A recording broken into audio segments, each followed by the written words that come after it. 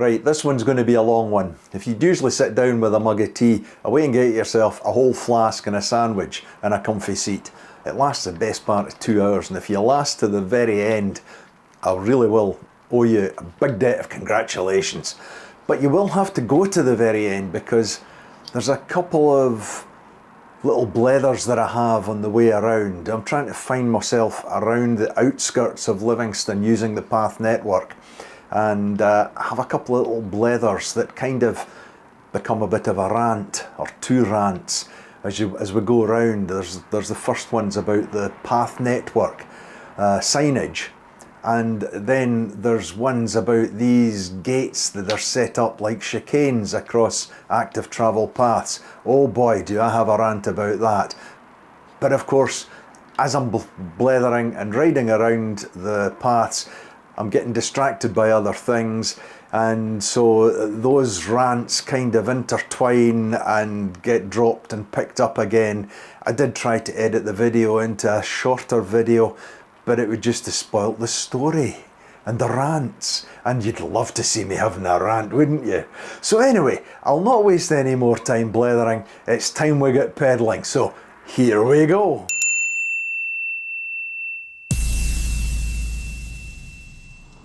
Right, so I'm at Livingston North Station. I'm just planning on, well, planning is a very loose word. I'm going to take a ride. I had a thought that I would try to sort out a ride that would take me around the outskirts of Livingston by path, taking in both rail stations at Livingston North and Livingston South, and basically doing my best to skirt the perimeter of Livingston. So and then maybe I can add something with a wee, possibly a zigzag or an inner circular maybe later on. But my aim just now is simply to record a ride starting at Livingston North,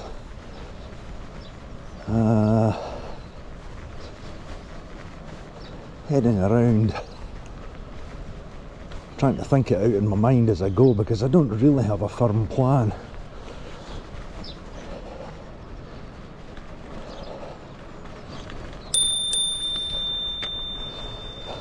Thanks. Yeah, heading east and south. I'll take in Livy South rail station down at Newiston, and around the Newiston Trail and back up probably Bell's Quarry path, Neelyburn campus path finishing up. But for now, I think I'm heading along the railway path. There we go. New path signage. Well, I call it new.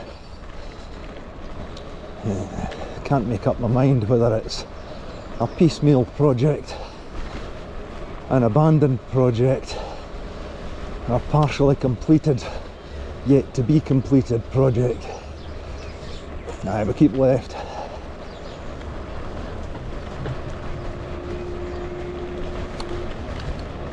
So we're on the path which is designated L4, Livingston path number 4. So I'll tell you about that, what I know about it. We're going to go all the way back to really before I started the channel, and I was kind of thinking about the channel, and I was doing a bit of research to try, online research, to try and identify the path names and just where the paths all go. Not that I didn't know, but I was wanting to kind of get it right for the core paths anyway. And I came across a consultation that West Lothian Council had commissioned a firm in East Kilbride to complete, This must have been probably commissioned it back in 2017, and it was a consultation. Well, it wasn't really a consultation, what would you call it? This firm were commissioned anyway to analyse the signage, path signage, on one of the main core paths in Livingston, the Alderstone path, and to produce a report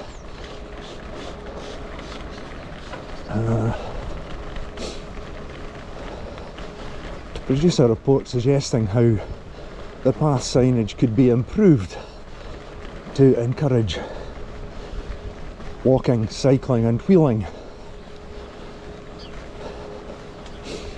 specifically on that path. But the firm were also asked to give their suggestions as to how the path signage could be improved throughout Livingston. And it was a very interesting report. It was adopted by the council at the end of May 2018. I think it's still online. I'll put a link to it. And all those signs that were passing along here, these are all, I believe, as a result of this report.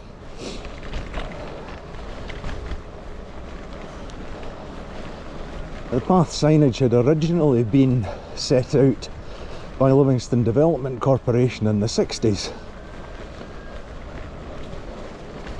And these signs still exist. Many of them have been... now, where am I going to go here? Will I take the lone path? Where will that take me? It would be nice to go up the lone path and along the north side, but then that's maybe not the best. I'm going to carry on along railway path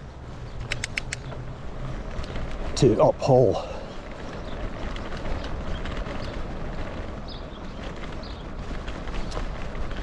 Yeah, what was I saying about the signage? Yeah, the Development Corporation had put up signage for footpaths, sort of brownish colour, coming up to a sign here, which now we are on the railway path, which is L4, and this here is an error in the path signage. This says lone path L5. It's in the wrong place, it's on the wrong path. So the original signage by Livingston Development Corporation was on very small signs. The font was very small, and a lot of them had been vandalised over the years, but they were pretty decent giving directions. And I believe it was either around 2000 or 2010, either end of the 2000s decade. I believe it was done in conjunction with Spokes, the Edinburgh Cycle Campaign, or Edinburgh and Lothian Cycle Campaign, at the time that they were surveying for what would have been the initial West Lothian cycle map, that the paths were all better identified and marked, indicating with blue and white signs. Give this lot a ring. Thanks, folks. Thank you. So you had blue and white signage, which has really been very good. It's probably what I have come to know best, and it was done in conjunction with the Spokes maps, which I like very much, and a lot of people like very much, for navigating around the path network in Livingston and in West Lothian more widely.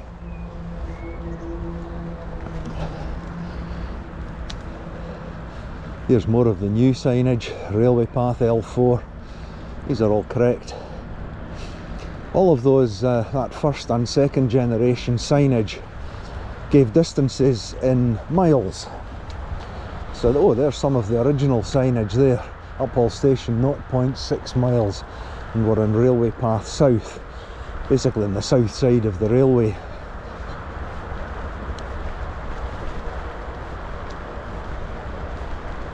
So those gave distances in miles, and they would give destinations for the path.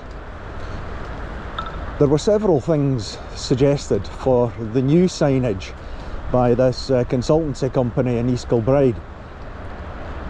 I actually remember the survey taking place. I was still commuting to work by train, and I remember seeing these two guys going up and down Alderstone Path, stopping and measuring things and timing things. And they set up counters at the railway stations as well, which I remember they were vandalised. They had to come back about a month later to rework them. Just setting up cameras, I think, to count people and how people were travelling, whether they were making for a car in the car park, or whether they were travelling on foot or by bike, how they were getting to and from the railway station. And I think they did that for both north and south railway stations. Just dodging the glass there. There's another sign that we're going past for railway path 4.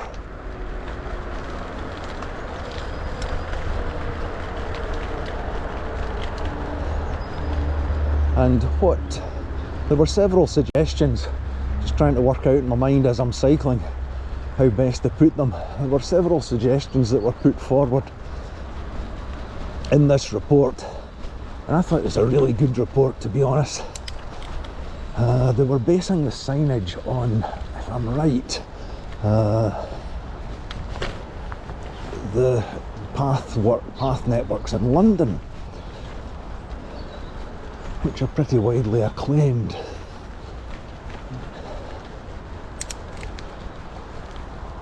Yeah, I'm going to wait for the green man.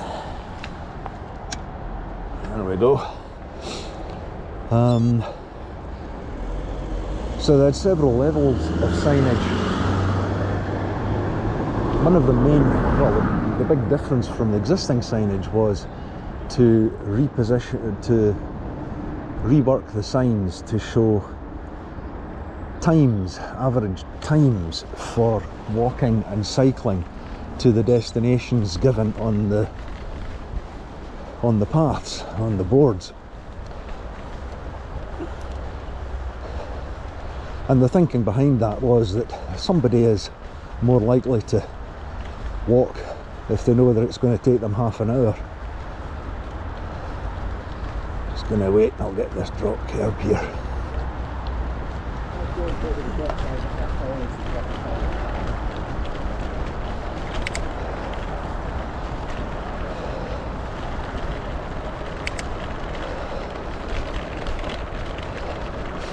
So this is us at Uphall Station.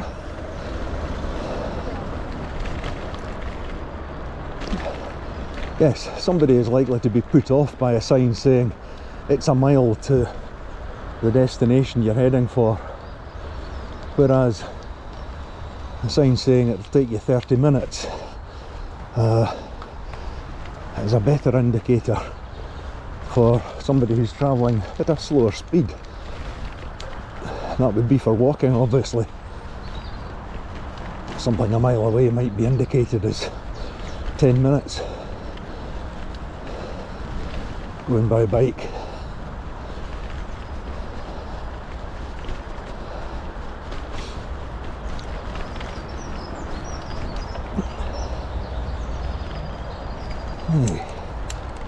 Had a bit of rain yesterday, so this path could be a bit muddy or claggy. We'll see.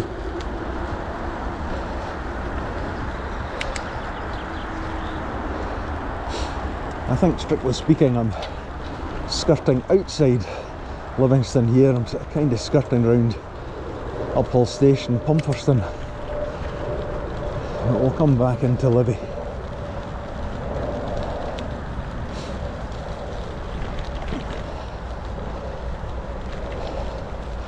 So yeah, that was changing the signpost from indicating mileage to time for the particular journey that was shown in the signs. The second thing they suggested was changing some of the existing well, in fact, one of the things they strongly recommended was that the previous generations of signage should be removed to avoid confusion, being replaced with more comprehensive signage that's consistently showing times for walking and cycling.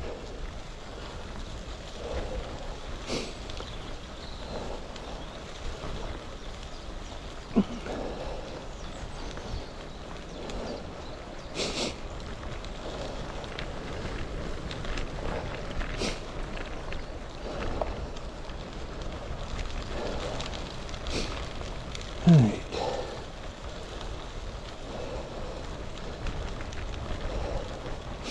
Still thinking where I'm going here, or what route I'm going to be taking.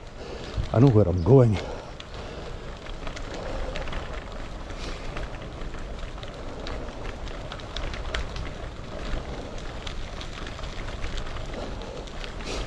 Got to apologise for the impression of heavy breathing that the camera picks up.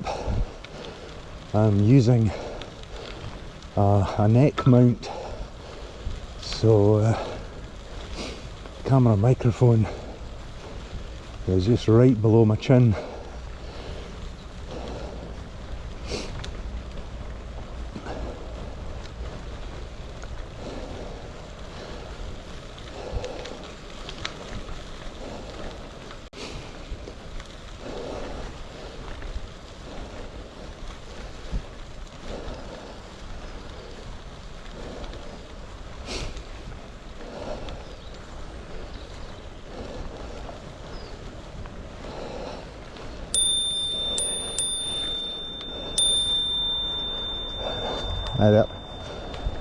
Right, we're cutting off this. This is actually part of the Shale Trail now, an old railway line, but I'm going up here.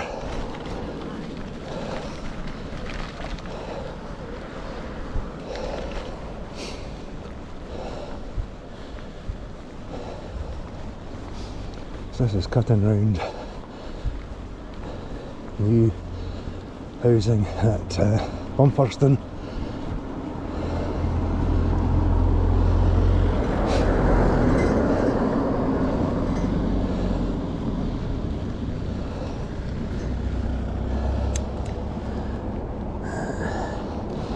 Big lorry coming. I'll give him the benefit of the doubt. Good to go.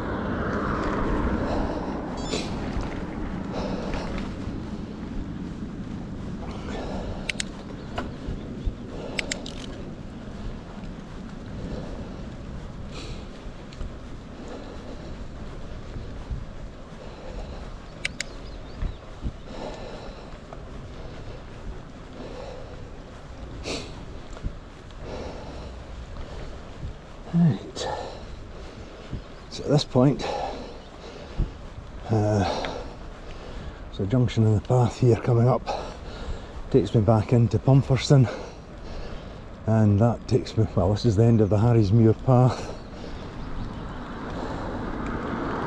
so I'll follow the Harrismuir path for a wee bit, and then, in fact, I might not.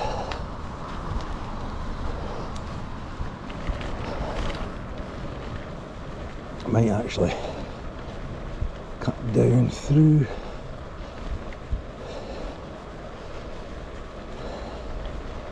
Yeah, there's a couple of options for a route going through my mind here.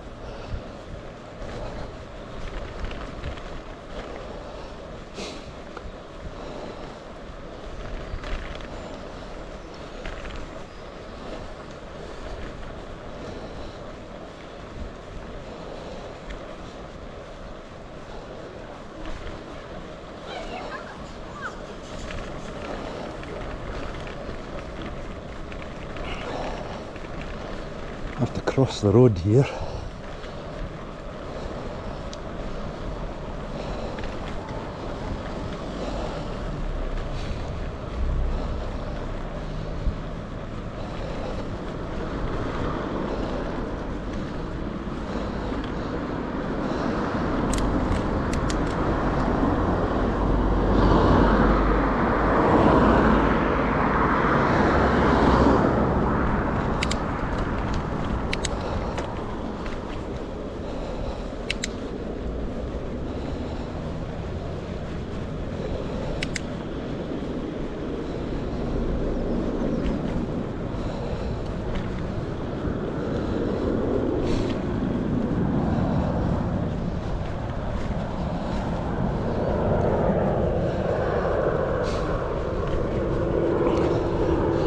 Yeah, I think I'll follow this bit of Harry's Muir path till we get to Grange Road, and then I'll go down the Grange path towards Craig's Hill.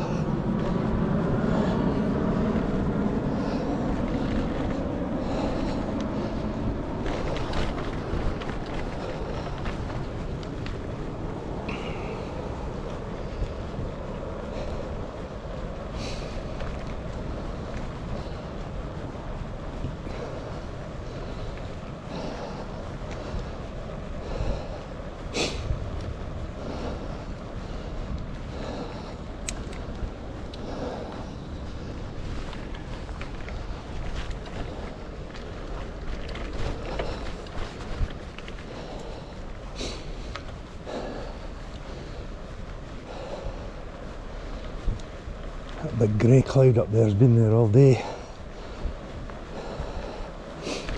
Didn't go out this morning, just thinking it was going to come down pouring with rain,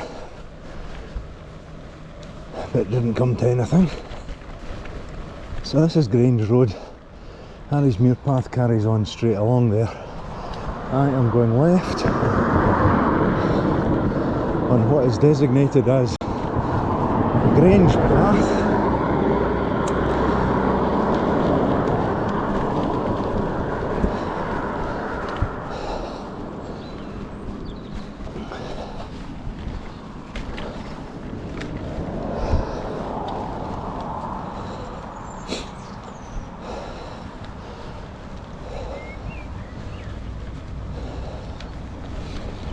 There's New Beatley School across there.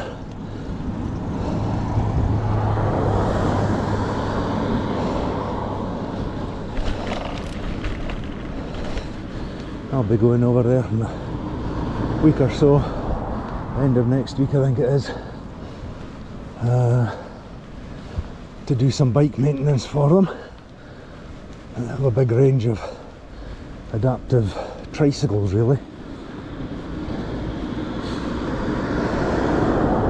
Strange thing about Beatley School, it's a brand new school, new building, there isn't a single bicycle parking space at all. It's all car parking, which as far as I'm aware is a failure to comply with modern building regulations.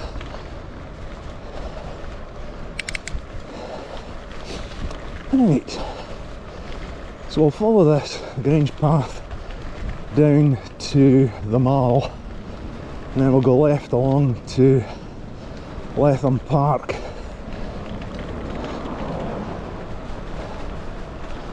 and down towards Stevenson Court and Ammon South to get down onto Ammon Park. And we'll follow the hill all the way down. Problem with following the hill all the way down is I've got to go all the way back up again eventually. Here we go.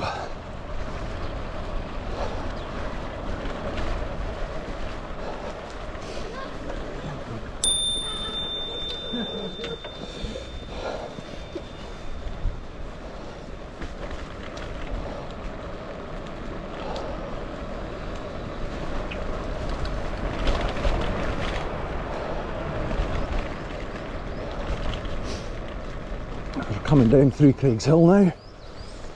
The Mall just ahead of us. The Mall, Scotland's first covered shopping centre,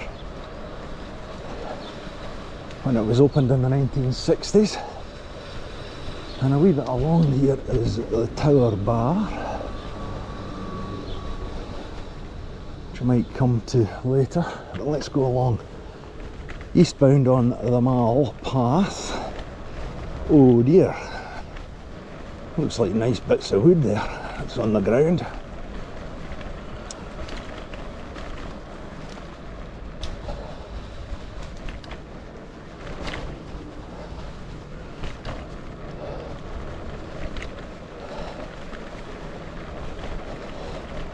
Now, where was I in that signage? I was yattering on about signage earlier and I've lost my thread. That was a while back.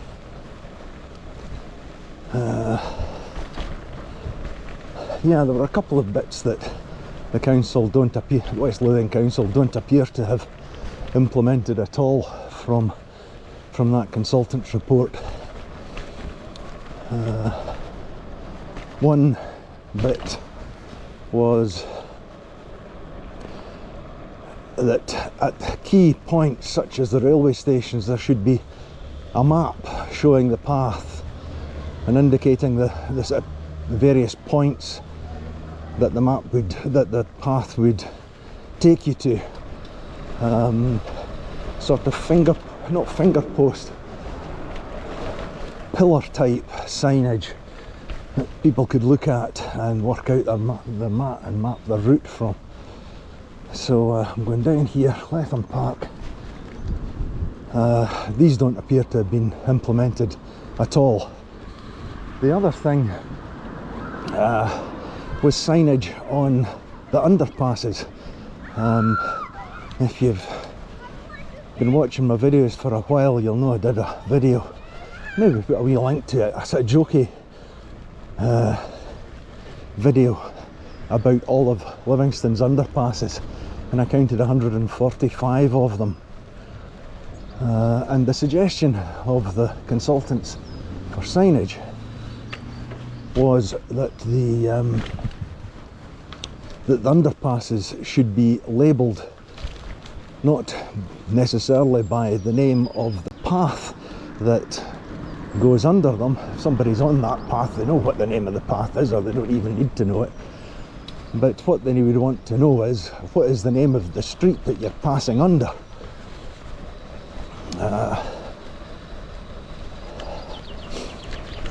It gives an idea of where you are in relation to the map. This path, the last time I came down here, this path was completely blocked after storm, what was it, Storm Eowyn, brought down a lot of trees along here. One of my viewers wanted me to record a journey starting from here. This is, I think, Stevenson Court that I'm going around.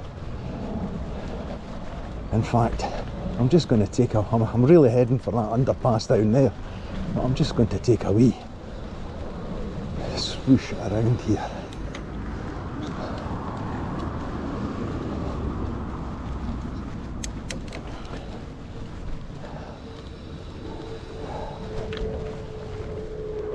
Follow the path around.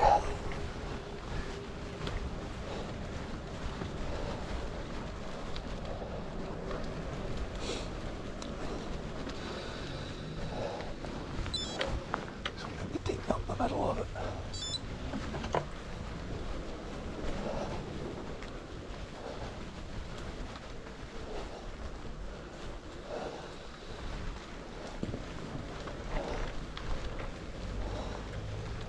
These are some of the very earliest houses built in Livingston, as far as I'm aware.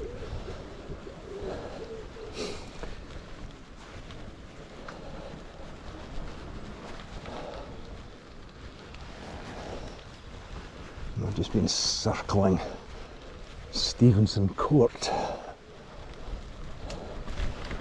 which is where the viewer that asked for the ride, I'm still to work it out, asked me to start from. Apparently he grew up from his very early days. I think this was the first house that they lived in. So I'm going on down here, continuing my peripheral journey.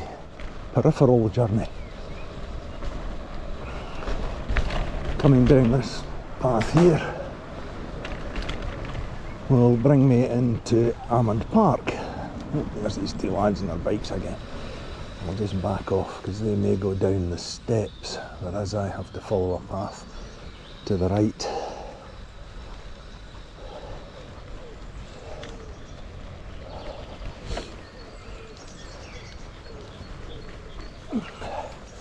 There we go. Thanks, guys.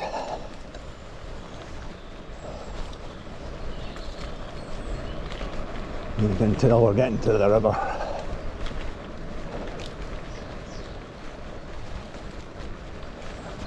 Thanks.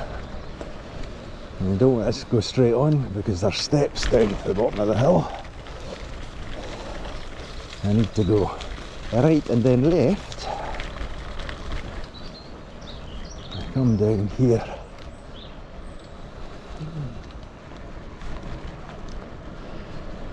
This path down here might be a bit muddy, and I'm on pretty relatively narrow tyres for it. We'll see how we do.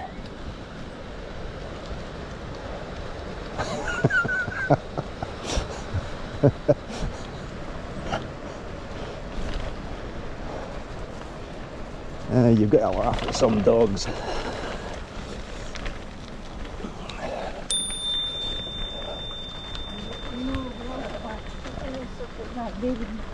So here we are, right down by the River Almond.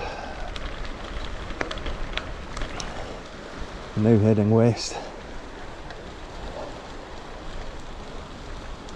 I think it was a video I did, another video that's on my channel, Bottle Bank and River Bank, I think I called it. I came back this way but my battery had packed in, and I missed this part of the river bank. It's a really nice bonny wee path, nice and peaceful.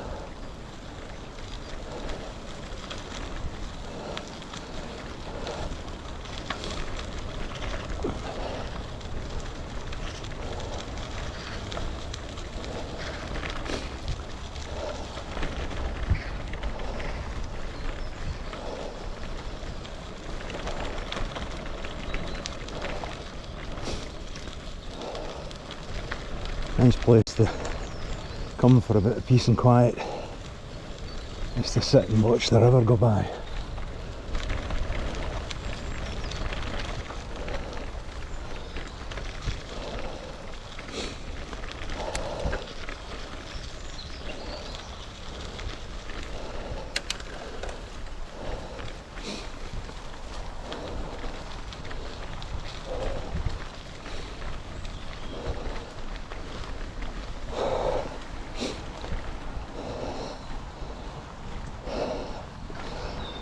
Thanks.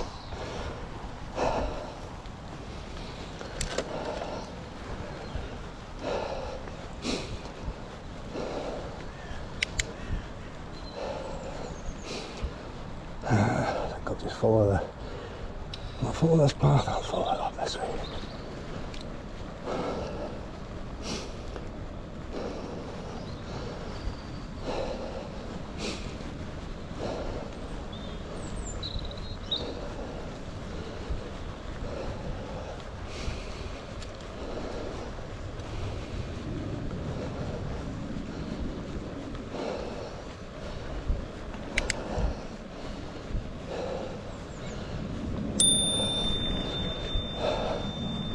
Thanks.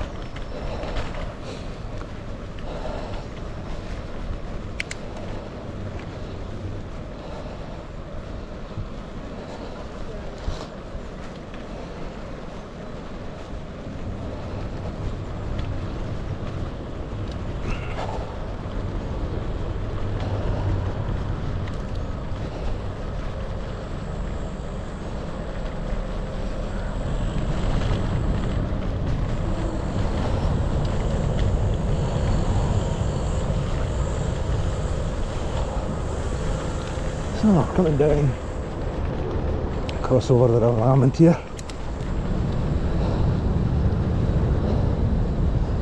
Always like to stop down here. Oh aye, don't know if the camera will pick it up.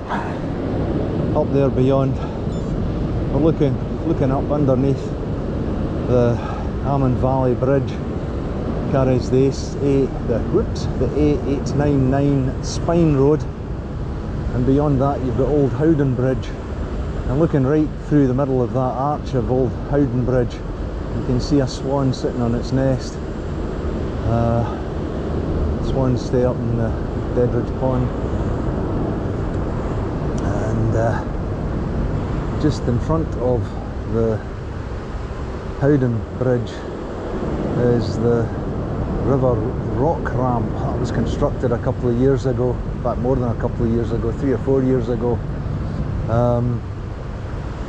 It's actually replaced a weir to allow fish such as salmon and trout an easier passage upstream, and they have been seen spawning season, which is sort of October-November time, making their way upstream. A lot of those stones, those boulders, are actually concreted in place to create pools part way up that rise in the river. It's quite interesting. There's a little notice board and a viewing platform a wee bit further along that tells you all about it. Right, let's get going.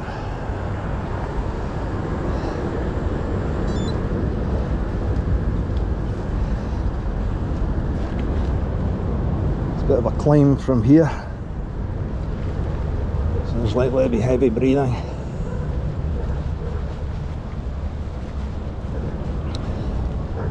We're going up. This is the Almond Bank path.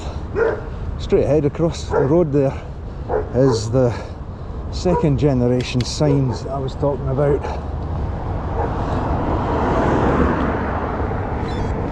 White lettering on a blue background. One of the problems with these is that almost all of them have just a single fixing point to a pole, which lends them to quite easy vandalism just by being turned around.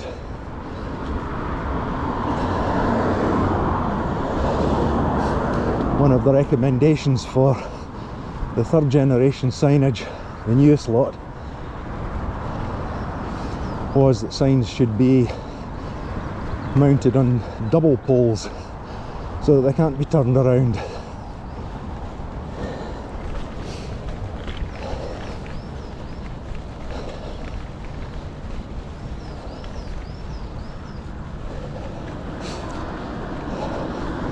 Right, I'm going to shut up while we're climbing the hill up to the Waverley path.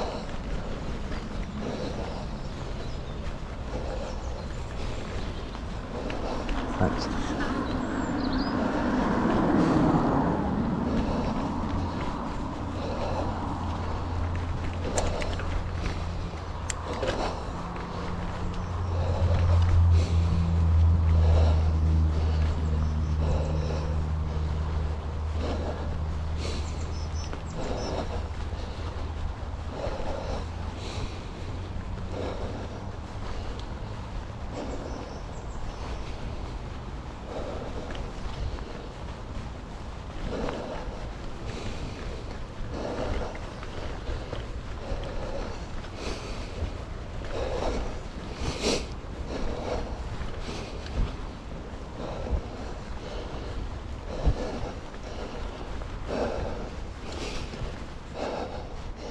It's a lovely tree coming into leaf.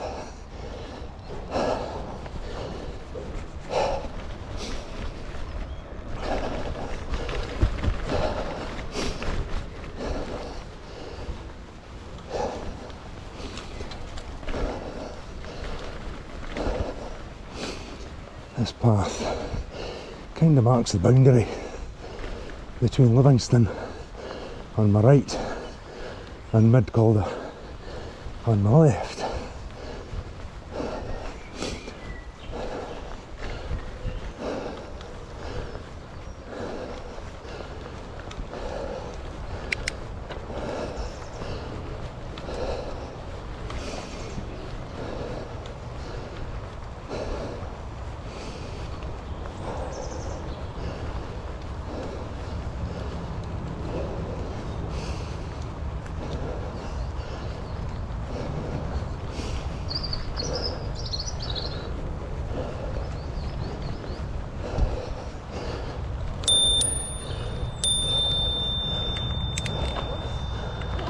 It's alright.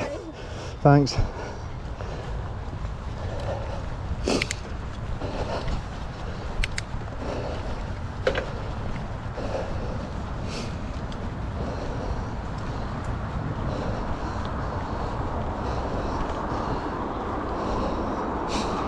Right, we're now in Waverley Path. Crossing over the Spine Road, the 899.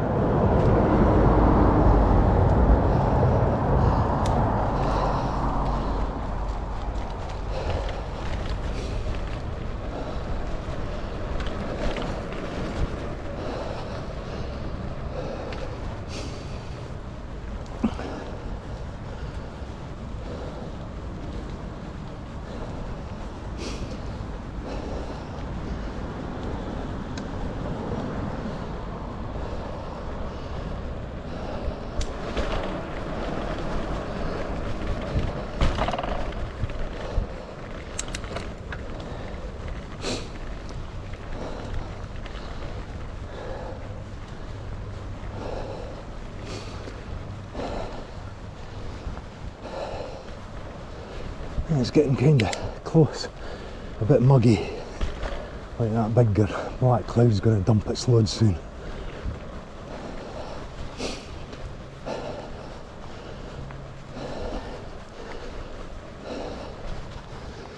Now, I'm going to turn off the Waverley Path here, just here at Lanthorn Park up ahead of me there. I'm going up here, which is New Farm Path.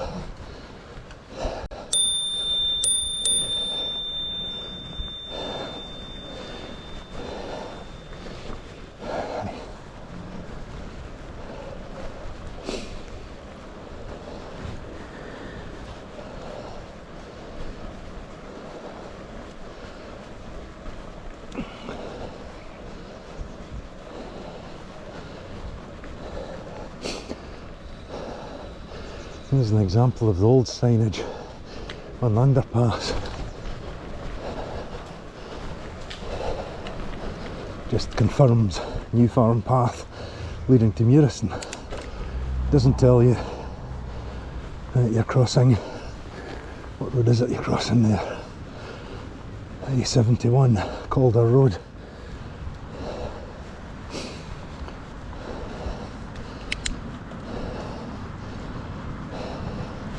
No, that wasn't the A71 Calder Road. See what I mean? That was Deadridge West Road. That's ahead of us. There's the A71. Hey, why is that bike there?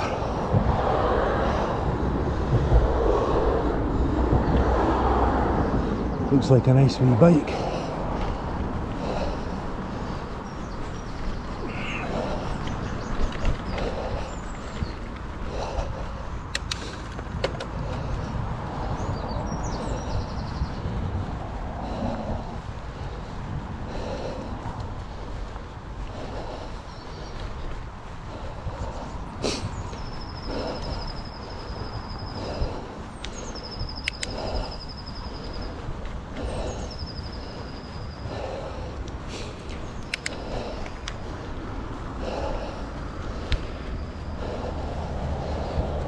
Still New Farm Path leading to Muirston South.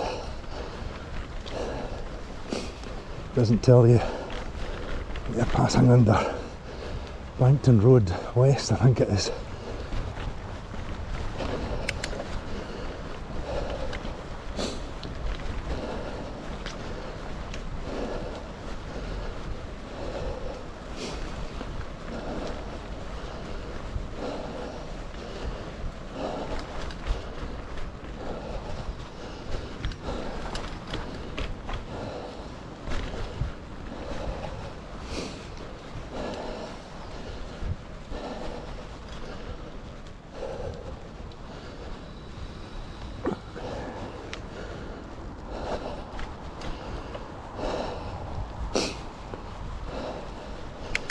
This is now Muirston Path.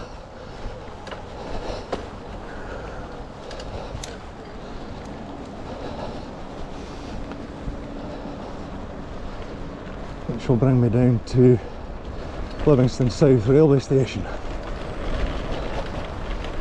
We're running alongside Muirston Water on the left there.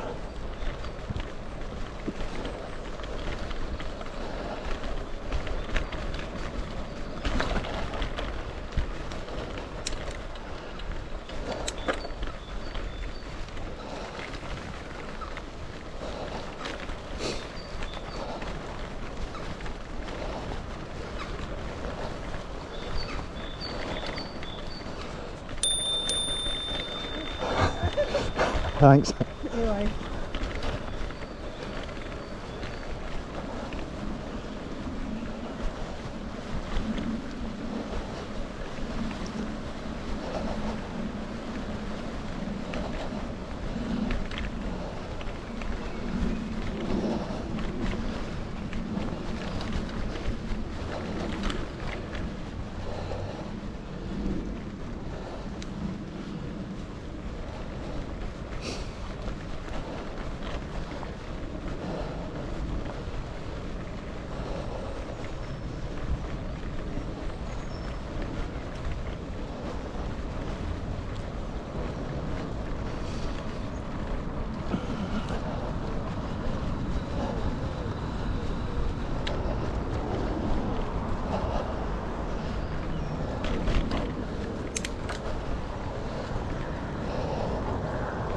We are approaching Livy South Station.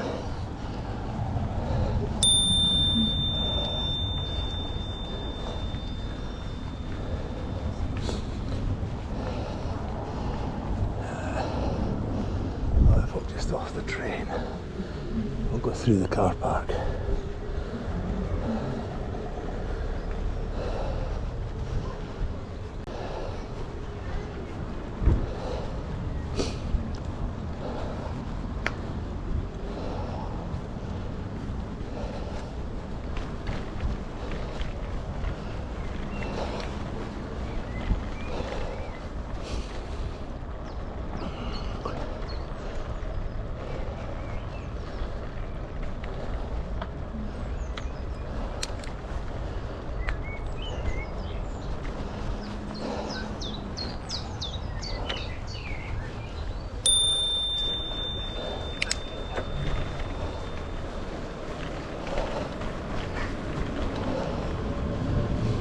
Right.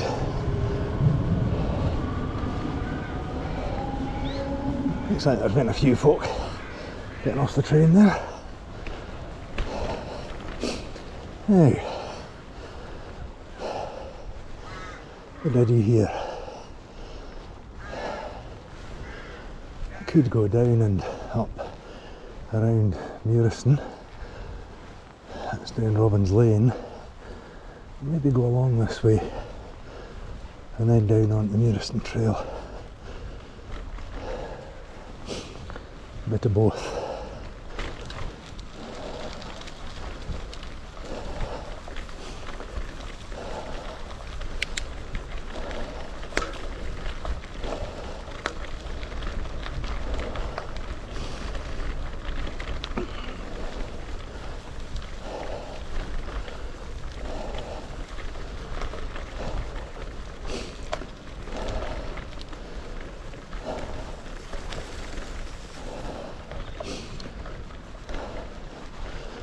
This stretch of track is actually quite well drained, but it is muddy. It can get pretty soft muddy in wet weather. For anyone interested, I'm riding a hybrid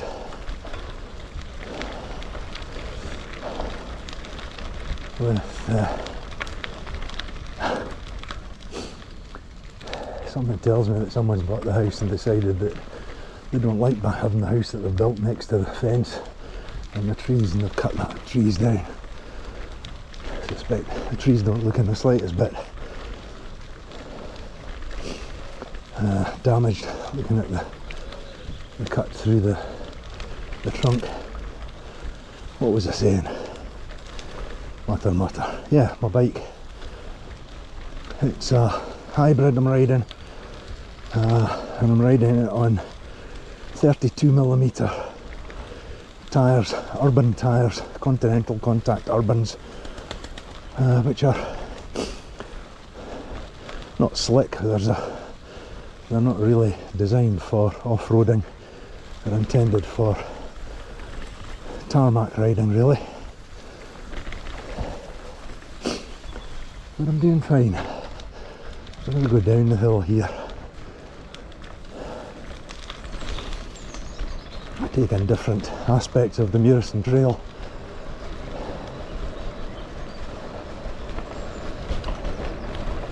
If I'd carried down the hill on Robin's Lane there and along Muirston Trail, this is where I'd have come up, having followed the river, the Muirston Water.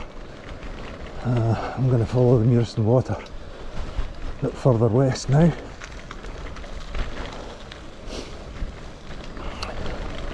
But yeah, these tyres seem to be quite okay. I'm sure back in the day as a teenager, riding a bike, those were about as wide as you would use, 32mm. So, well, to be honest, a gravel bike with slightly wider tyres and a different tread pattern would be better.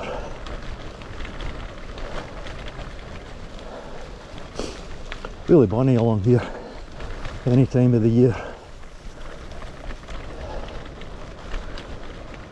And indeed I've been back and forth along here a few times, recording it for videos, and many more times not recording it, or recording it but never making a video with it.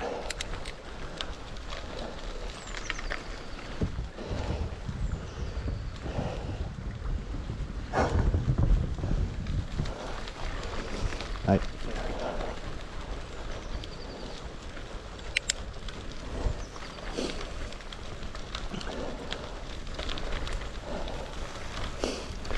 Well, I've been riding for 56 minutes so far, so I'm expecting to hear my camera go beep beep beep and shut off any second now, or any minute now.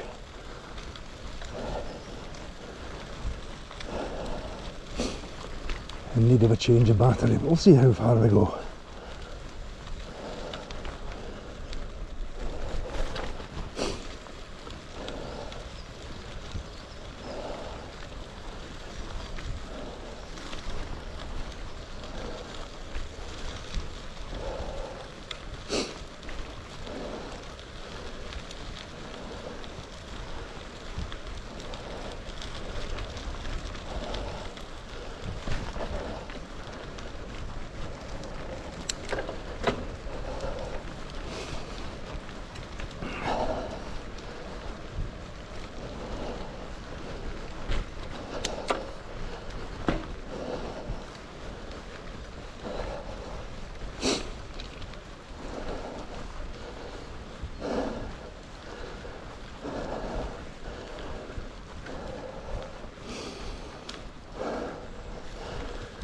Right.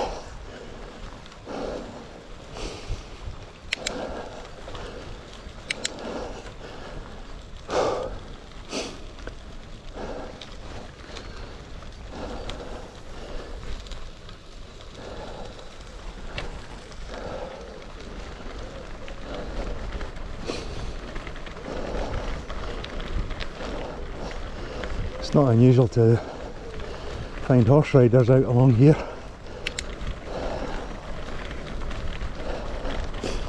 Turning here up Ridge Path.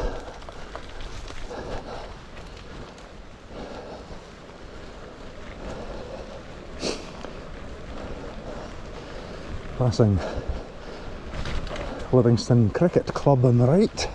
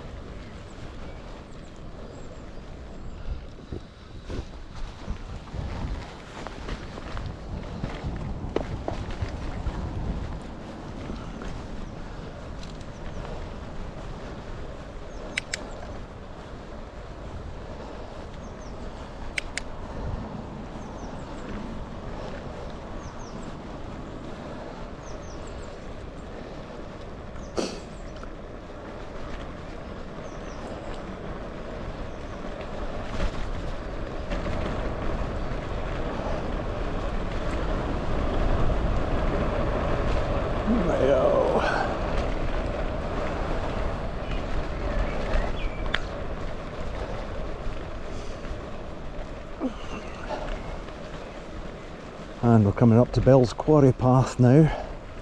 We're going left.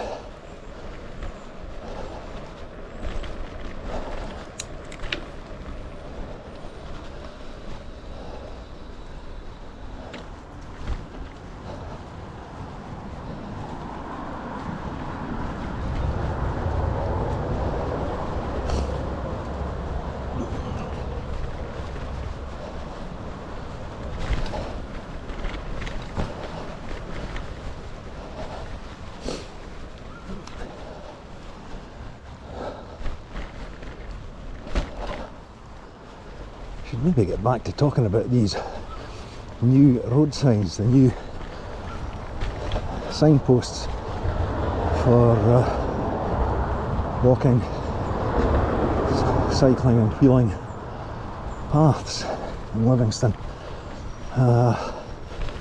If you followed me this far and you're still listening,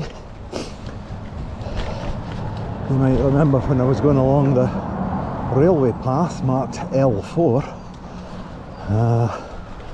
we came upon a rogue sign suggesting that we were on Lone Path, coded L5. A couple of things to notice about that was the numbering and the fact that each number has a different colour.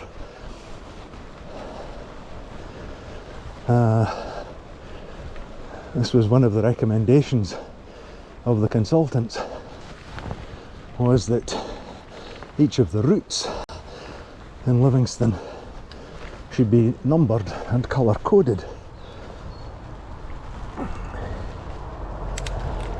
And further, that routes that run generally north-south would be odd numbers, and routes running generally east-west would be even numbers. So those are just little takeaways from the report. That as I say, I read this report online when I was doing a bit of research before I started this channel, which I think was 2021. Started it during lockdown, and I actually thought that the report had just simply been shelved, no action taken. It wasn't until the end of okay, where was I think I just started on September 2022 when the battery died. Did an hour and 2 minutes. That's pretty decent for these batteries. Yeah, I think it was September 2022. I saw a few poles being erected, and just from the positioning of them, where they would been positioned, kind of recognised that these were being positioned in some of the places recommended for signage in that consultant's report.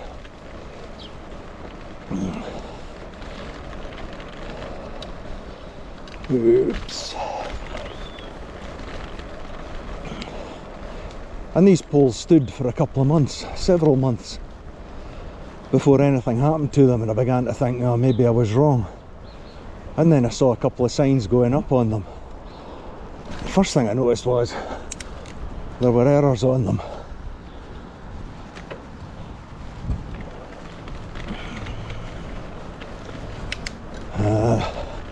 Down in Alderstone Path, just really at the junction with New Yearfield Path and with Peel Path, and a wee bit further down where it got to Elyburn South Road. Signs that had been put up, they actually contained incorrect information.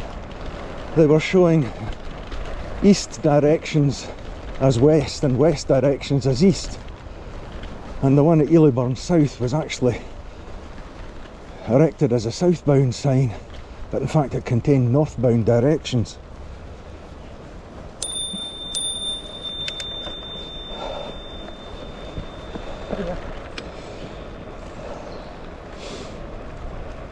And then nothing much happened after that.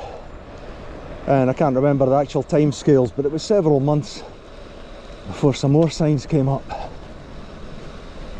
And I'd actually wondered whether the project had been abandoned and made mistakes with it, and maybe just packed it all in. We're on the Bells Quarry path here, by the way, passing the west end of the Waverley path. And we're going all the way right down to the bottom, new development at Gregory Road. So yeah, and then a few more signs appeared, and I realised that those mistakes that I'd seen in the first few signs weren't the only mistakes. And in fact, I found about, I think to date I've found, I think it's 18 mistakes all told on the signage that has gone up. There are still empty poles missing their signs, and there are signs for places that haven't been continued. So whether it's just the usual story of active travel as the very lowest priority, or whatever, and it's only getting work done on it when they've got the odd spare couple of quid.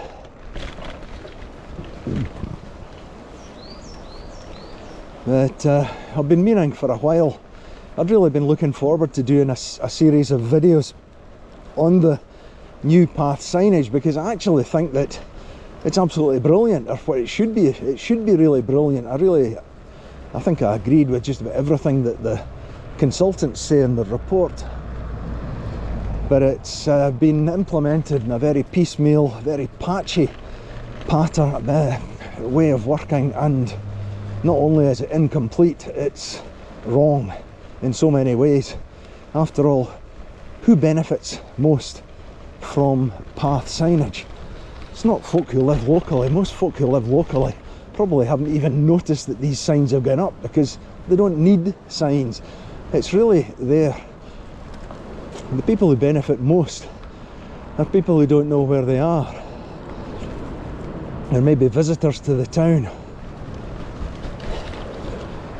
And if David, you know who you are, David is listening, who got on a train from his home in the London area last year, came up to Edinburgh and cycled his Brompton out to Livingston, booked into a hotel for a few nights, and took himself touring around Livingston and central Scotland based on the inspiration he got from my videos. It was really great to meet him as well.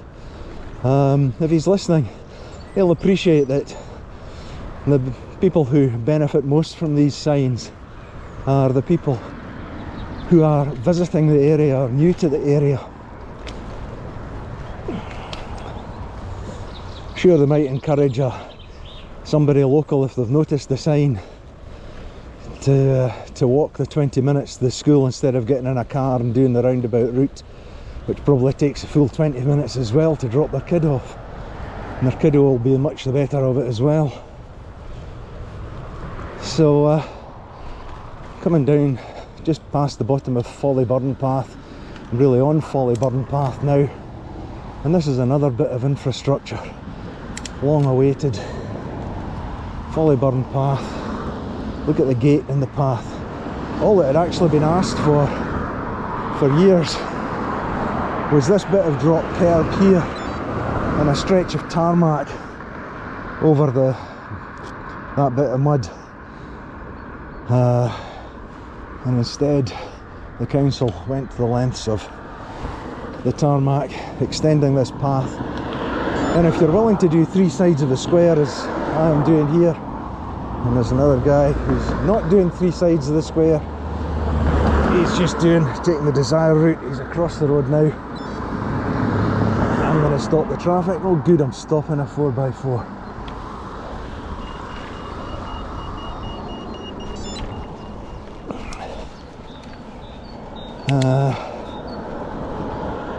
Yeah, it's sorely tempting to follow the desired line, which is what, there was a cyclist behind me there fact, if I put up a bit of speed, I think he was in an e-bike, he'll be miles down the road now. Ah, there he is, disappearing into the distance. He just went straight across. Saw him in my mirror.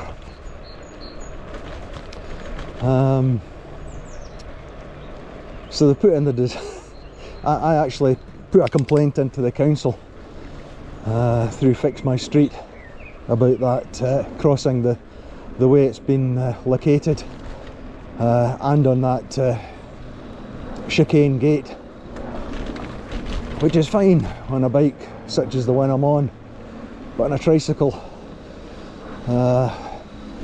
or one of the larger mobility scooters, certainly an adaptive trike, there's no way through. So and the reason that was given, in confidence I must stress, so I'm not going to mention the name of the project engineer in the planning department who replied to my complaint. The reason for putting the chicane gates on that 8 metre long stretch of tarmac was to slow down speeding cyclists. Yeah, there's a bit of logic that's just gone to pot there. What would have been better would have been a fence across the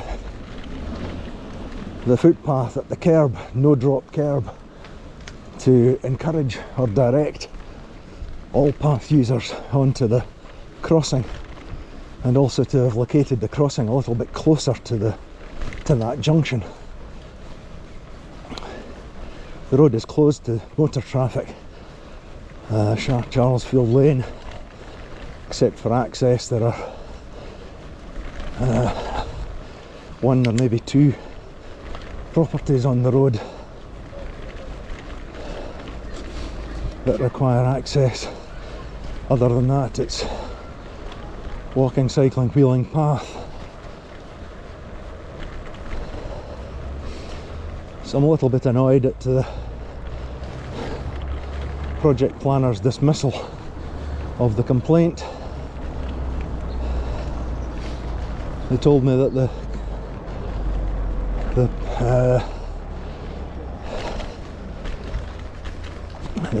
the scheme had been put out to consultation.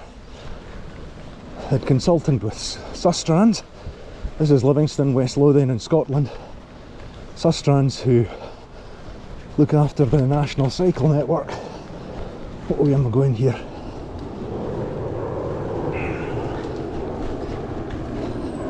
I don't think this is the way I meant to come. Anyway, they look after the National Cycle Network, who are based in Bristol, in the southwest of England, who have been consulted apparently on a path which isn't even on the National Cycle Network. An organisation called Walking Streets, which I believe is actually meant to be Living Streets, which is the sort of front name of the Pedestrian Association.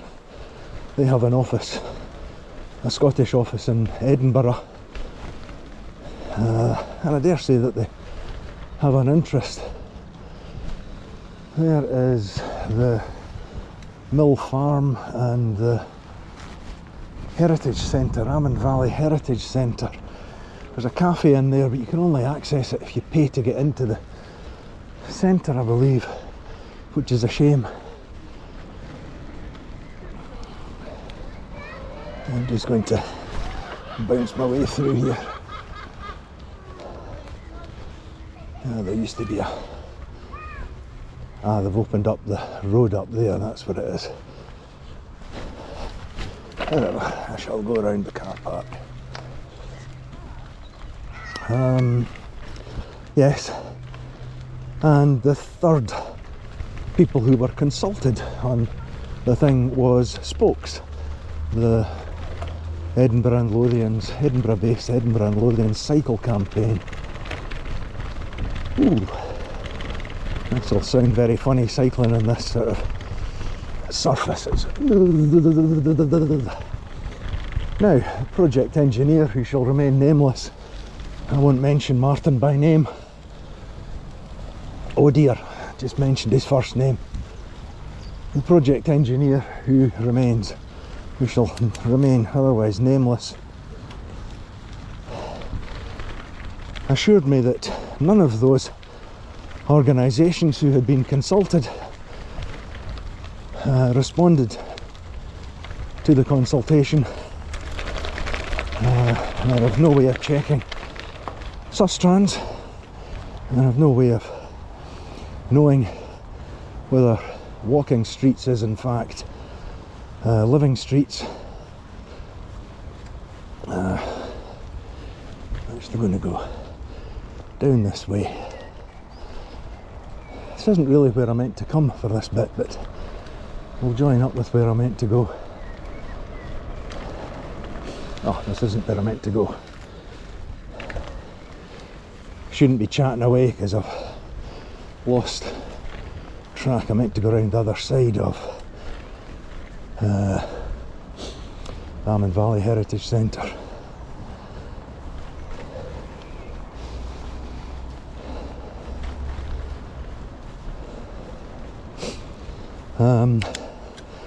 Yeah, project engineer told me, I have the email, that none of these organisations responded to the consultation. I have no way of checking sustrans or living streets, if that's who they actually meant by walking streets. However, I checked the Spokes website, where their website lists receipt of the consultation and also lists an accessible copy of the response to that consultation, and that response was sent to the very same project engineer who responded to me, to my complaint about those barriers.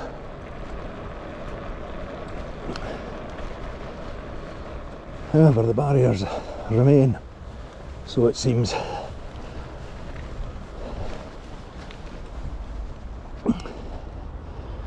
And the significant factor of that is actually that the response from Spokes specifically stated their opposition to now what I'm going to do here is I'm kind of backtracking on the bit of the path that I missed, because it's quite nice.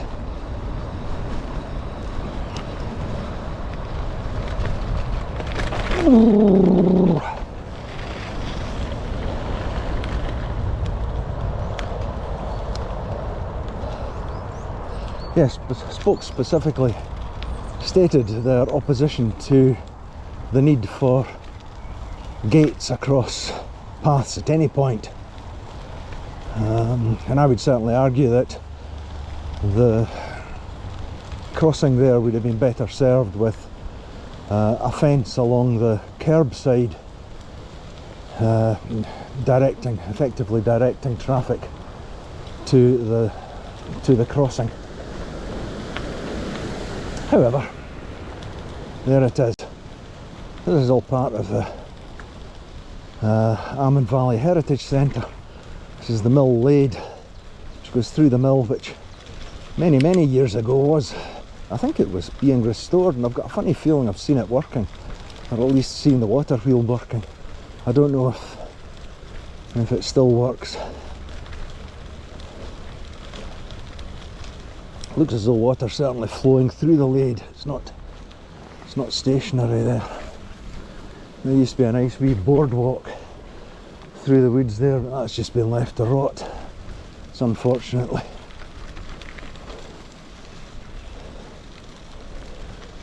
There's various animals in the fields here. I think they have some rare breeds, what have you.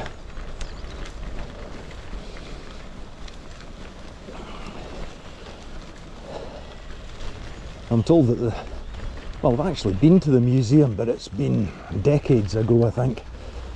Decades? Well, at least a decade. My grandchildren were just a little bit older than toddlers when I was last here, and they're now 15. Look at the lovely horses.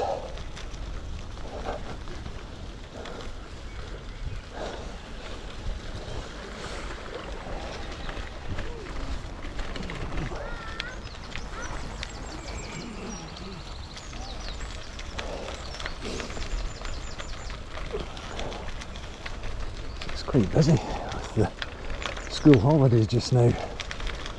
So we're now above the River Amond on the right and going around the Mill Farm on the left.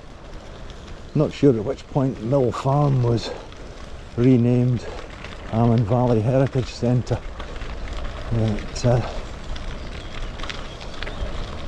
It's still run as a bit of a petting farm. Whee! It's just a little bit slippery there on my little thin tyres, or thinnish tyres, in the mud. And there's the mill in there.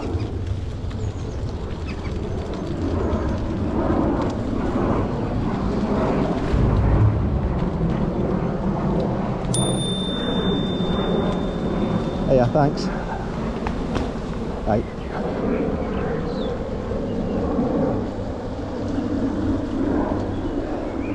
So kind of going full circle. I'd meant actually to come along this way around the place, come around in the opposite direction.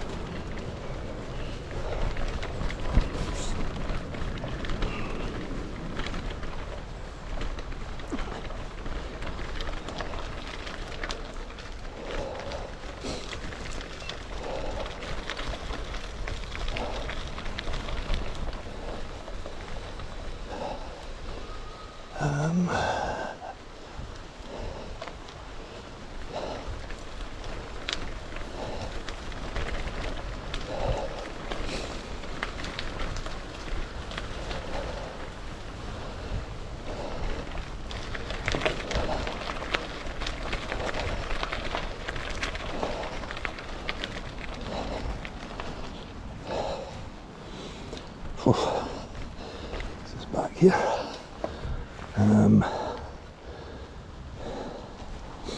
The end of the Amond path.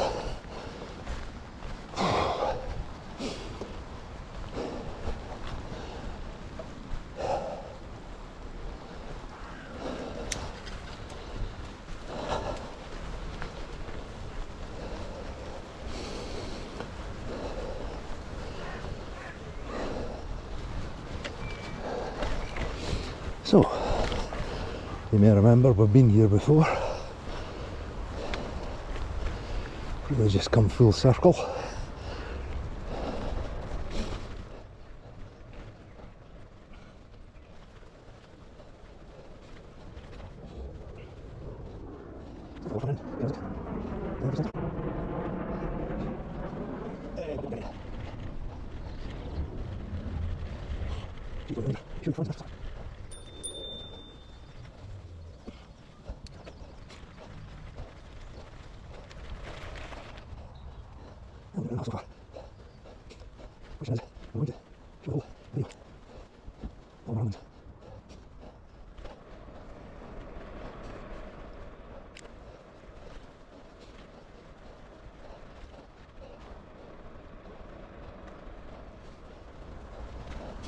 Hey, here we are, where I went back in myself.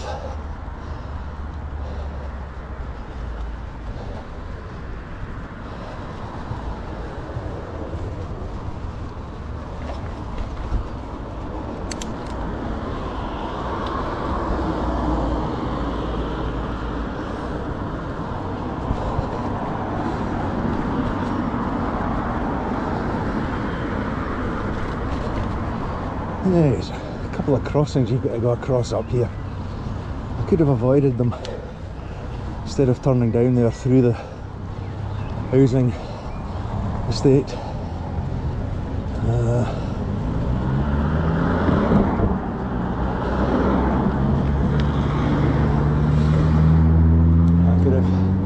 turned up and there's an underpass.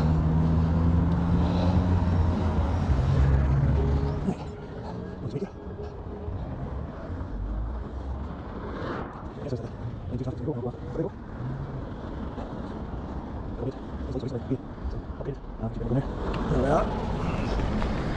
And they are sensitive to the traffic coming down. I'm going straight across here.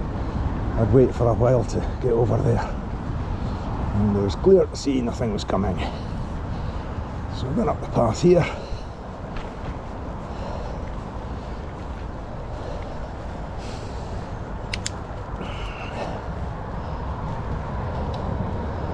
And if we go up here,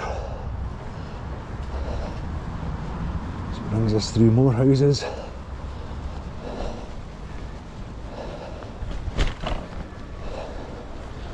But I do like these little cut throughs. They make all the difference for getting around.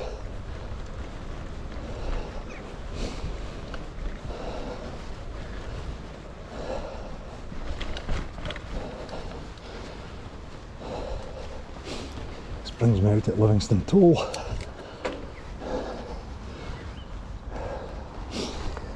Crossing what used to be, in fact in times gone by, this was the main road west from Edinburgh through Mid-Calder, past the village of Livingston. This was Livingston Toll House, and it went on out that way towards Whitburn, Blackburn and West Calder. This is the narrowest chicane gate in the entire path network.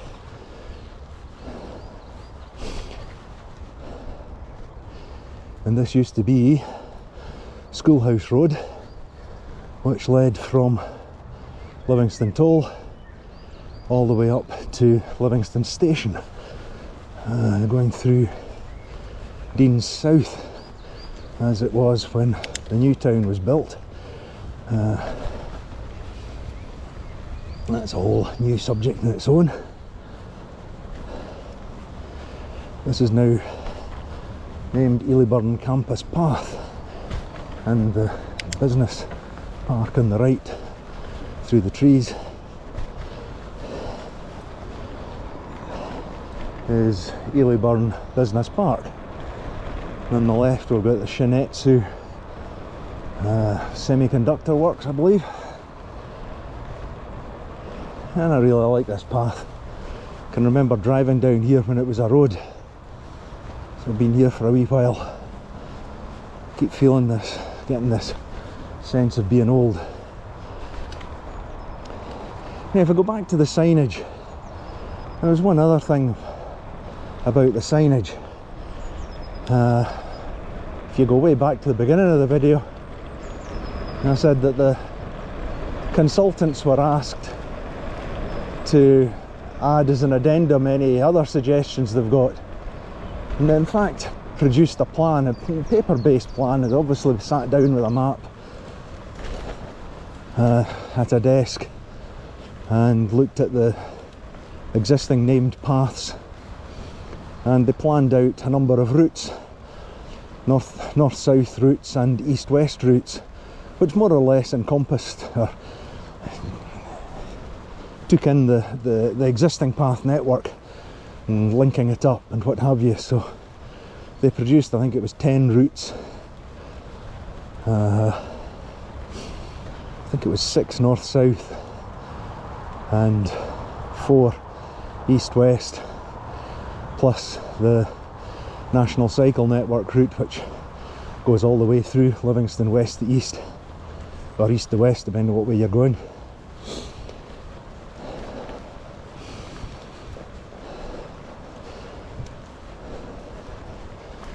And they suggested a number and a colour for each of these routes. They were all prefixed with the letter L for Livingston, so that the idea could be expanded to other towns across West Lothian with different letters denominating the town that you were in. Not seen any of that.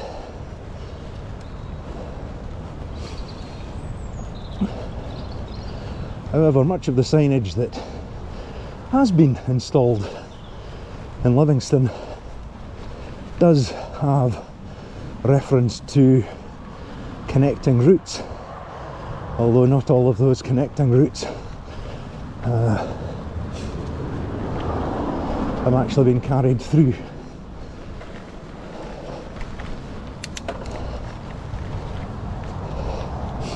So that was us just passing under Houston Road West.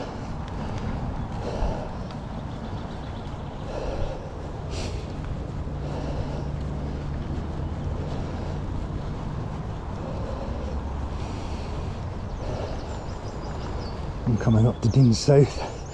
Observe the bollards, no problem. Why is that chicane gate there? I've no idea.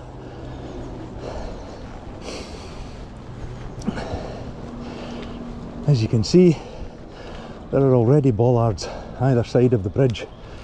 What the point of that chicane gate barrier is, I have no idea.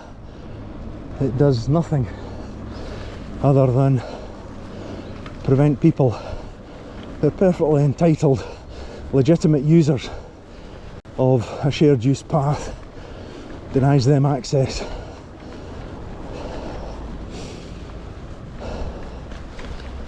When the bollards do not.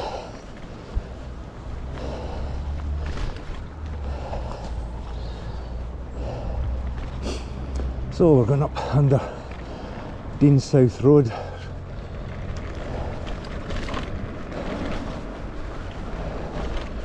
Free of broken glass today. It's a place where you quite often come across broken glass.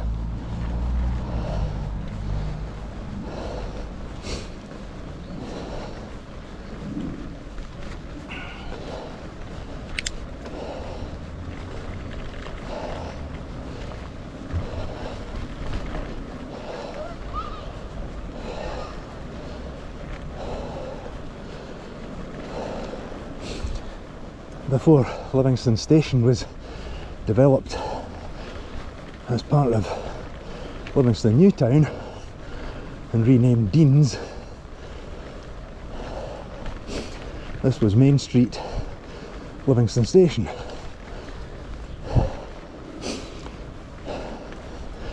Dean's Oilworks and Bings were a little bit further west of here, and the village of Dean's itself, more of a hamlet than a village, is a little bit northwest of here, underneath the M8 motorway now.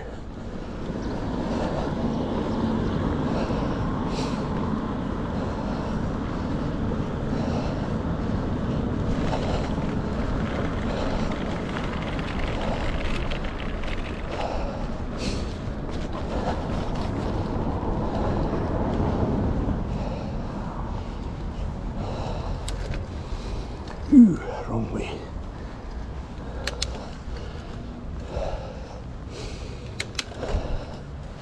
It's better.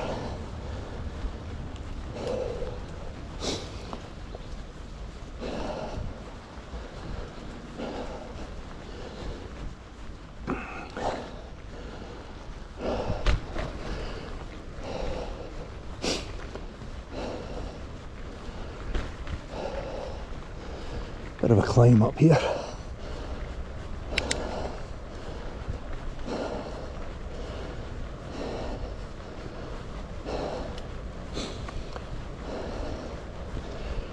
So I'm still sticking to the periphery idea as close as I can.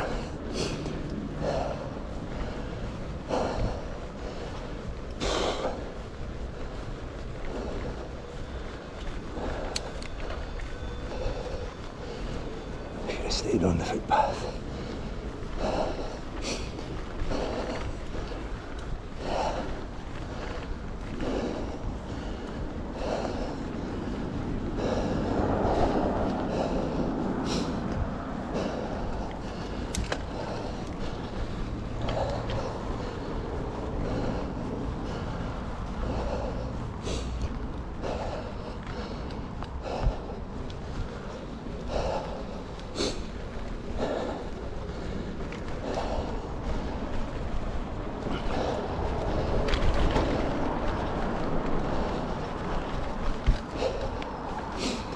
Still a bit more uphill to do.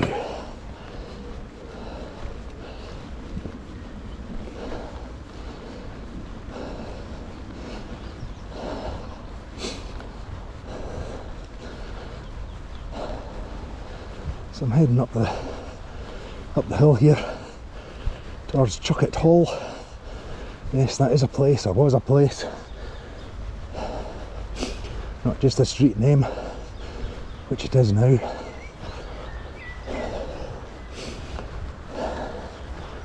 But it was once a hall, a big house.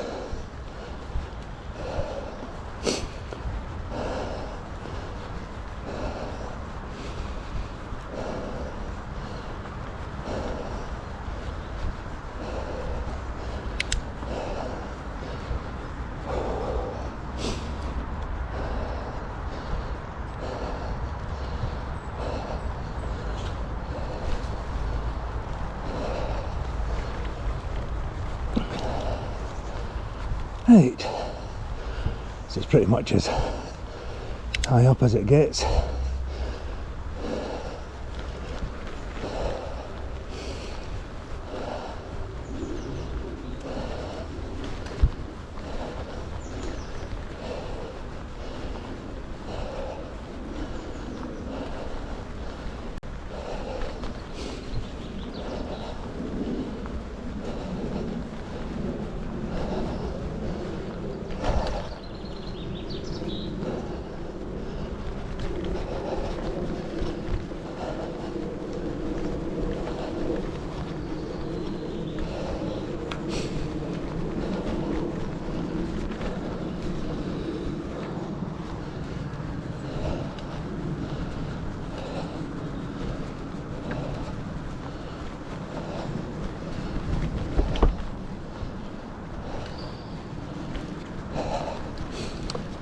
Bummer. Go down here.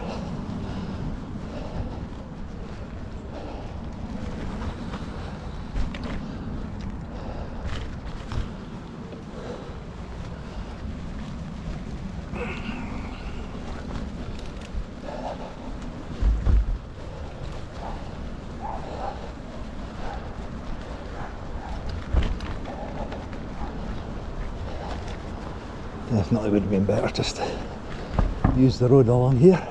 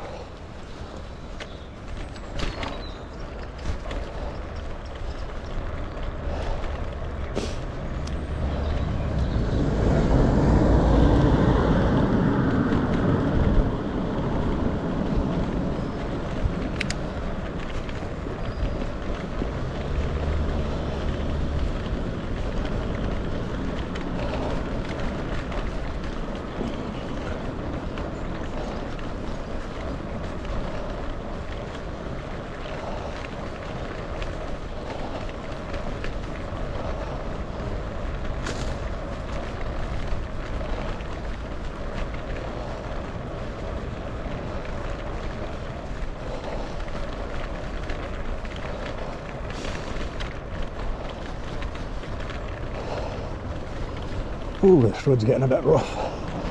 And these pothole fixes don't really improve it. This is Middlewood Park, heading along to Woodlands Park.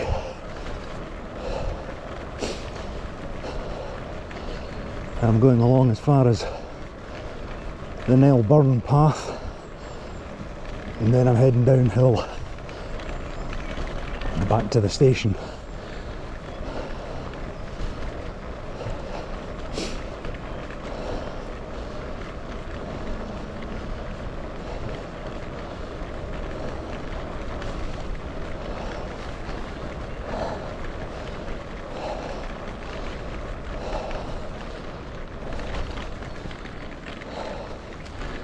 Right, here we go. This is the Melbourne path. If I carry on over that way, the other way, takes me up to the 889 cycleway.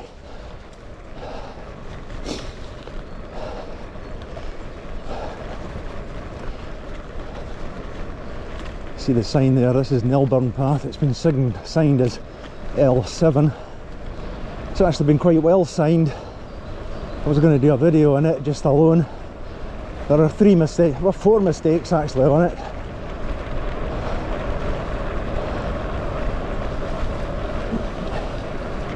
Hooray! Brilliant fun. Right, I'm going to cut down towards the station. Thanks.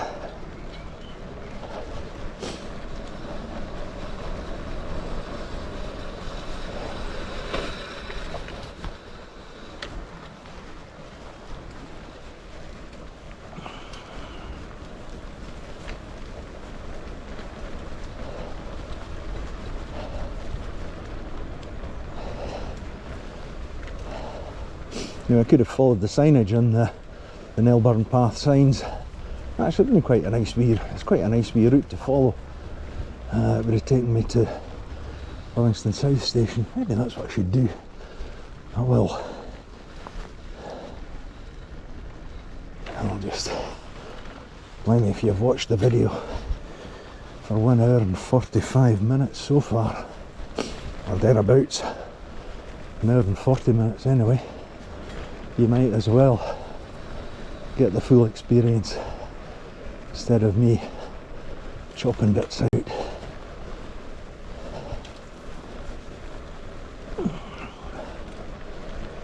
So that's where I came down from the right there. It's the Melbourne path up the top, and here we are. Tells me here that Livingston North is a 5-minute cycle from here. You'll find out. It's downhill. So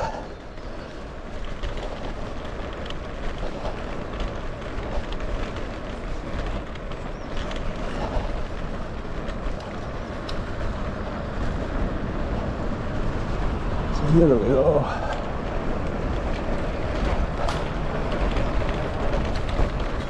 Woohoo! Gravity's great when you've been going against it for ages. What goes up must go back down again.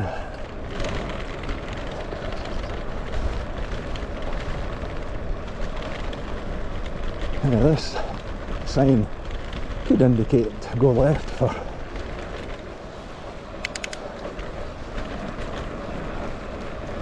the path, but so this part of Melbourne, it's called Melbourne, it's the Glenburn.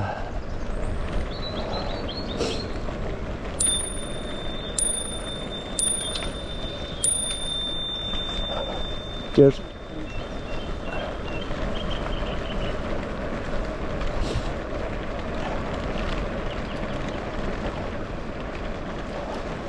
And just here we're coming to the western end of Carmondine Path. We follow that off to the left there. Back up the hill, it takes us to Carmondine Centre with the shops and the GP surgery and the library, and then carries on through there to Nether Farm and on to the golf club, the Deer Park Golf Club, and eventually meets up with the Lone Path.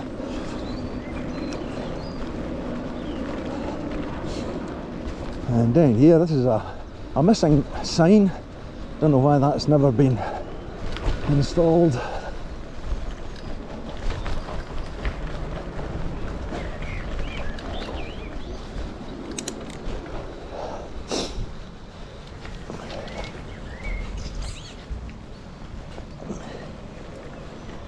So we now get 3 minutes to Livy North Station. We've been 3 minutes already, I think. Well, just over 2. Ooh.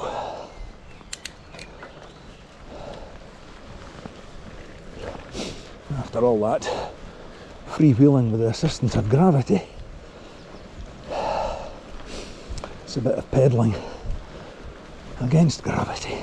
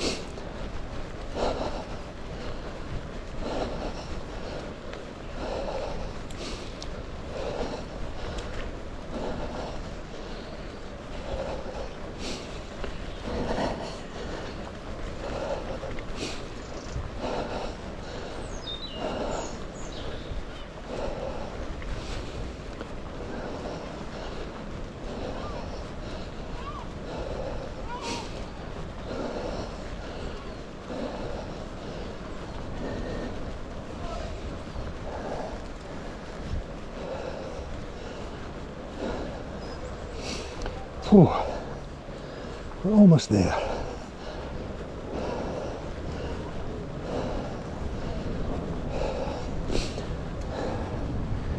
What footway?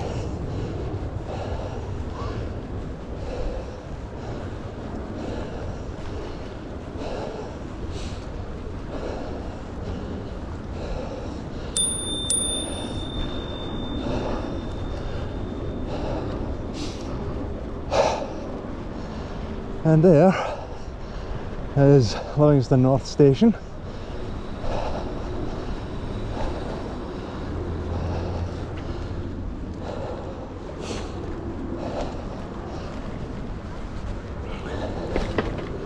This is the south side, where you would get off the train coming from Edinburgh, or getting on the train heading towards Bathgate, Airdrie, Glasgow Queen Street, and stations to Helensburgh, specifically Helensburgh Central. I think Helensburgh has 3 stations.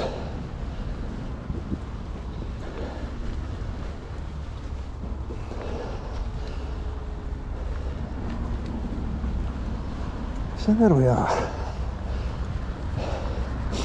back where we started, about 30 kilometres, an hour and 50 minutes, 2 little diversions.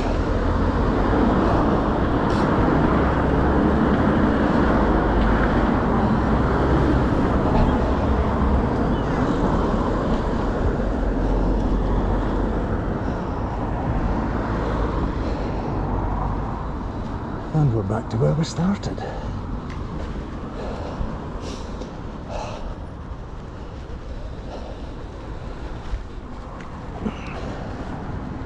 So if you've hung on this far,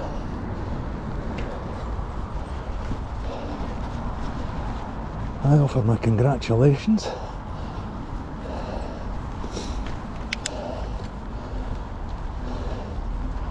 Congratulations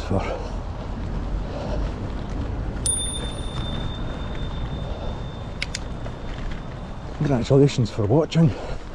Congratulations to listening to my rants and drivel. Hopefully some of it was informational. A couple of trees here that were blowing down in Storm Eowyn. They cut down enough to clear the path, but they've come back and cut it right down almost to a stub, which is a bit of a shame. There's always a chance that the bits that were left might spur new growth. Right, so there we are. Thanks for riding with me. Ride with me again. Lost in Livy.